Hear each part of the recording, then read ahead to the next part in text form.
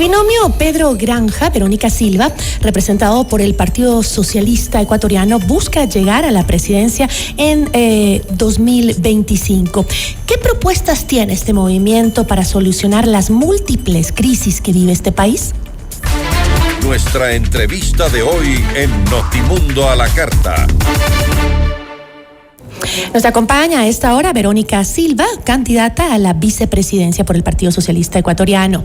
¿Cómo está? Muy buenas tardes, gracias por estar con nosotros. Gracias, Gisela, muy contenta de estar aquí en FM Mundo, una de las radios que tiene tanto impacto, principalmente diría yo en las clases medias de nuestra querida ciudad, del país, así que gracias por la invitación, Gisela. No, gracias a usted por aceptarla, Verónica. Ahora, en primer lugar, Verónica, ¿ya está oficialmente viva en el registro civil usted? Bueno, sabes que justamente hoy en la mañana estaba en el registro civil verificando si todo está bien, porque claro, ese inconveniente de que te resultas pues fallecida, incluso previo a una campaña electoral, pues sí fue muy, muy incómodo para mí personalmente y para nuestro partido. No sé si se recuerdan, pero casi el CNE pues nos dijo que no podíamos participar. Es más, con votación prácticamente, sí, creo que hubo dos consejeros que se abstuvieron, pero prácticamente para el CNE ¿pero qué ha sucedido? No podíamos participar. ¿Pero qué ha sucedido con la investigación sobre el registro civil que había justamente registrado, la había registrado usted como fallecida? Exactamente. Bueno, el registro civil lo que señala es que hubo quizás un error, ¿no? Es lo que te dicen, no te dan mayor explicación, y que ese error ya se subsanó y que ahora lo que competía pues era el CNE. El CNE en un momento pues nos dijo que no podía yo participar como candidata, entonces tuvimos que ir al Tribunal Contencioso Electoral, sí, los jueces de las elecciones, y al final con un voto ganamos, mi estimada. Y luego de ese impasse, ¿qué piensa usted? ¿Qué nos puede decir en este caso sobre la transparencia del padrón electoral en el país? Pues yo creo que este tipo de actos quizás también se suman a lo que hoy estamos viviendo los ecuatorianos, ¿no? Hay este sinsabor prácticamente a puertas de un momento clave para el Ecuador, donde estamos pensando en el recambio de autoridades, donde no tenemos la certeza de que el CNE, por ejemplo, realmente esté en función, sí, de los ciudadanos y de darnos las garantías para estas elecciones. Este solo es un caso, Gisela, pero hemos visto incluso, ¿no?, que pues se descartan candidatos cuando ya podían estar prácticamente en la misma contienda, pues por caprichos, ¿no es cierto?, en este momento de candidatos que puedan tener la posibilidad de la reelección. Y lo que estamos viendo incluso ahora, ¿no? Desde aquí hacemos un llamado a todas las funciones del Estado, a todas las personas que nos sentimos democráticas y llamados también a defender ese patriotismo, a decir qué es lo que está ocurriendo, ¿no? Un presidente que debería ya haber tomado licencia porque ya la campaña inició, aún está a las esperas a ver si lo toma o no, y escuchaba las declaraciones del señor ministro de Gobierno diciendo que no hay ninguna potestad, ¿verdad?, que le obligue al señor presidente a hacerlo. Entonces yo digo, realmente hay una ausencia de conocimiento de lo que dice la Constitución, y quizás también atribuirse interpretaciones que lo que están haciendo es dañando la Constitución.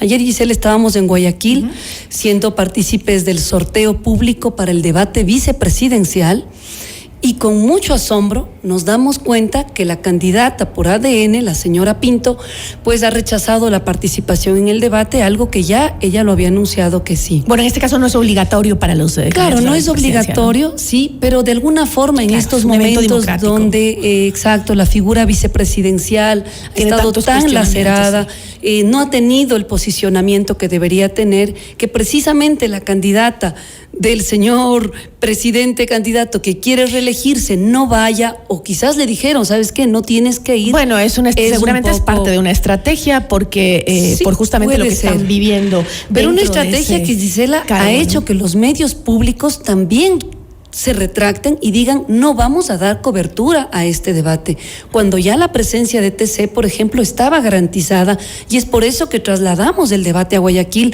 cuando usted sabe, si todos los candidatos a la presidencia, la gran mayoría son guayaquileños, porque es así, pues muchas de las candidatas somos quiteñas o somos de la sierra, y estamos haciendo ese esfuerzo de ir a Guayaquil, y nos dicen no, el debate no va a tener cobertura de los medios públicos. Entonces es triste, tiene toda la razón en su enojo, porque es un ejercicio democrático necesario para los ecuatorianos. Exacto, necesario. Y lo que nos decían es, bueno, pidan a los medios privados a ver si pueden hacer la cobertura.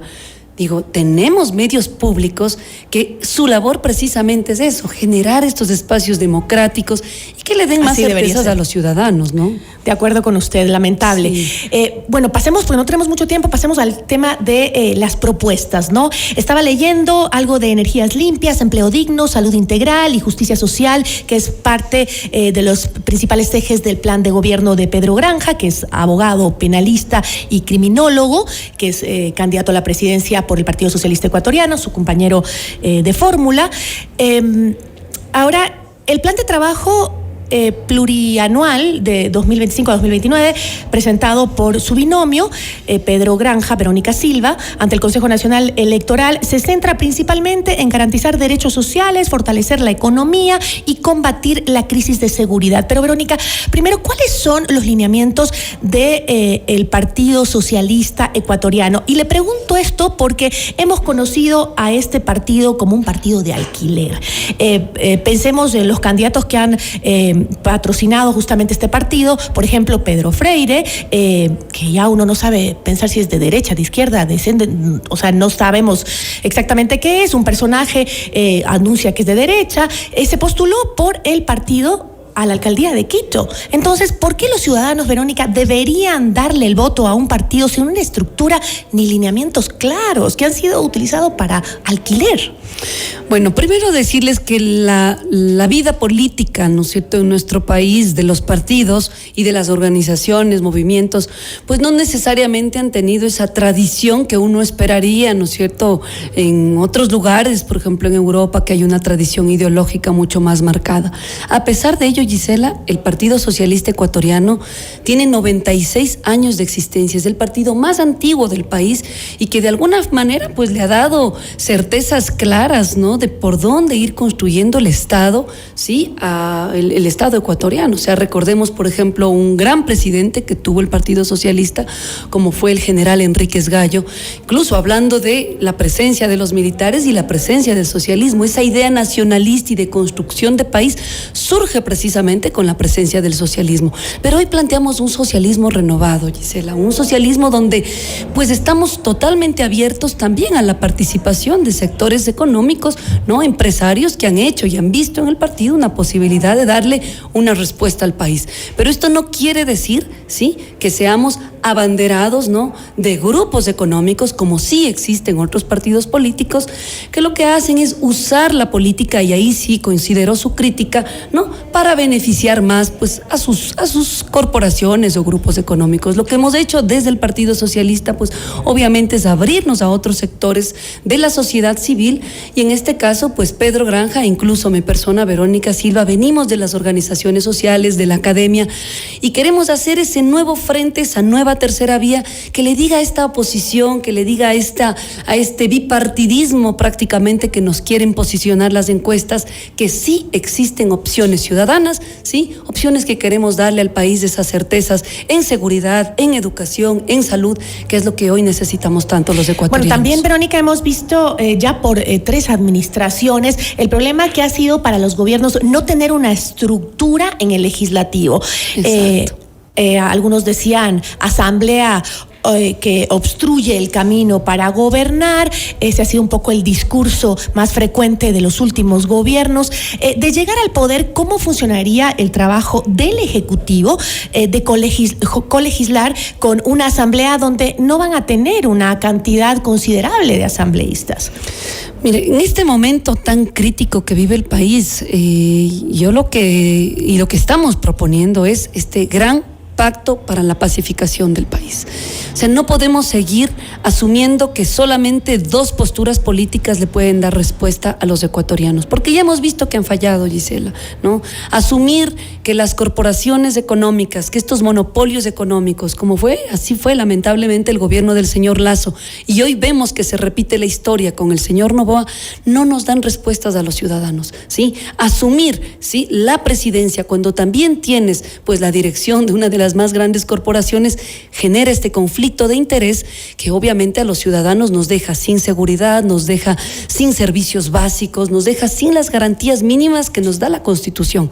Y por otro lado también tenemos los que ya les dimos las oportunidades y usando el Estado también generaron graves consecuencias, ¿no? Que hoy esperamos pues superarlas, yo digo, con esta unidad ciudadana que esperamos que también, ¿no es cierto?, en la Asamblea podamos confluir fuerzas que estemos más ligados a los intereses ciudadanos. Pero usted misma lo dice, va a ser bien difícil cogobernar con un legislativo en donde no tienen apoyo, ¿no? Y si no se logra trabajar ese papel de colegislador del Ejecutivo, se pierde. Exactamente, por eso. Y eso genera problemas de gobernabilidad, como hemos visto en los últimos gobiernos. De hecho, ¿usted conoce a los candidatos a la Asamblea por el Partido Socialista Ecuatoriano? ¿Los conoce? Claro que sí. Justamente ayer estuvimos marcando paso firme en Guayas con nuestros candidatos en Guayaquil, ¿no?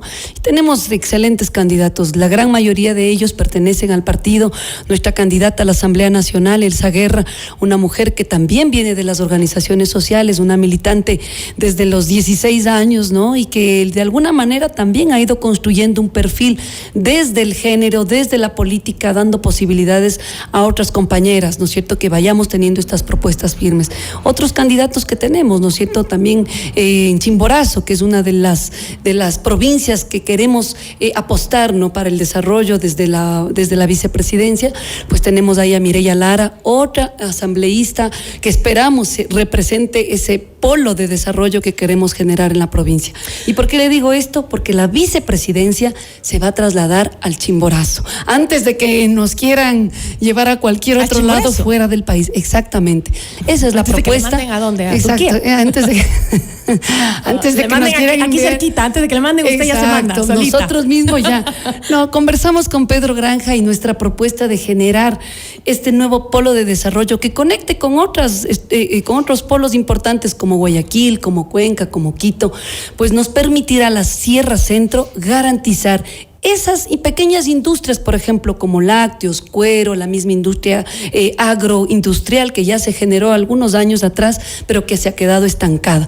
¿Y por qué Chimborazo? Porque conecta fácilmente con otras provincias como Cotopaxi, Tungurahua, Bolívar, y bueno, rápidamente con el sur, con el norte del país. Nos queda mucho por conversar, Verónica, pero lamentablemente nuestro tiempo es corto. Me gustaría hablar de los ejes principales que leía en su plan, que incluyen la transición hacia energías renovables, también el respeto a los derechos por la naturaleza, la lucha contra la pobreza mediante una reforma laboral. Lo que sí me preocupa y me queda pendiente es cuánto se puede hacer por resolver estos ejes que son tan importantes que ustedes han planteado en su plan de gobierno en 4 años de gestión. ¿Es posible? Mire, es posible si es que iniciamos con respuestas concretas a la crisis. Y usted ha dicho, son ejes importantes, pero nuestro eje principal y que le quiere dar respuestas a la ciudadanía es nuestro eje de seguridad. Sí, como bien lo ha dicho usted, bien, mano dura contra el crimen organizado, pero por otro lado, una mano totalmente abierta con las políticas sociales. Y aquí le cuento, Gisela, rapidísimo, yo tuve una experiencia muy linda en Medellín. Yo tengo una tesis doctoral donde comparo Medellín y Guayaquil, y precisamente cómo Medellín salió de esa crisis brutal que tenían en los 90 fue invirtiendo en los barrios más pobres de esa ciudad, ¿no? En las comunas que educación. Educación, y darles a los jóvenes oportunidades laborales que bien podríamos hacer en este país. Una cosa más, por ejemplo, ¿cuánto va a costar eso, por ejemplo? En Medellín, un proyecto tan importante como ese, que somos un país mucho más grande, costó 2.400 millones de dólares. Aquí tenemos, Gisela, 9.500 millones guardados en las bóvedas de los bancos suizos. Bien podríamos traer una parte de ese dinero para empezar a dar las garantías en seguridad que necesitamos los ecuatorianos. Pero, por ejemplo, 9.500 millones en bancos suizos cuando vivimos la peor crisis de seguridad y de energía. Pero además de la crisis de energía, nada más para cerrar, ¿se puede hacer una transición energética como plantean antes de que llegue el siguiente estiaje este mismo año? ¿Es posible? O sea, la transición... Al que viene le va a tocar difícil. Claro, le va a tocar muy difícil. La transición en este momento es un paso paulatino. Tenemos que asumir esa transición, ¿sí? Hay otras energías, la energía térmica, por ejemplo, que se ha dejado de lado, que ya fue una inversión que se empezó incluso en los años 70. Imagínate, Giselle, pero no lo han querido hacer. Ahora lo que estamos proponiendo es sí, hay que darles... Por favor, o sea, tenemos ya infraestructuras energéticas que no pueden quedar en el abandono. El problema es que no hay presupuesto. Sí, pero tampoco han querido darlo. Necesidades. O sea, pero tampoco han querido darlo. El presupuesto que se gastó, por ejemplo, en las barcazas, bien podría haber sido utilizado en darle el mantenimiento necesario y no habíamos llegado a esta crisis que con 3 y 14 horas, pues prácticamente quebró a la pequeña y la mediana industria. Así que esa es nuestra respuesta y esa es nuestra garantía de que no solo porque conocemos el país, sino porque amamos profundamente este país, Gisela, y esperamos que con el apoyo de la gente de a pie, de los que nos están escuchando, podemos hacer ese Ecuador de paz y ese Ecuador de transición que tanto necesitamos. Verónica, le agradezco muchísimo. Muchas gracias, Gisela, a ti por esta invitación. Y bueno, amigos, amigas, aquí estamos, Pedro Granja, Verónica Silva y las listas 17 con el Partido Socialista. Muchísimas gracias. Nos acompañó Verónica Silva, candidata a la vicepresidencia por el Partido Socialista Ecuatoriano.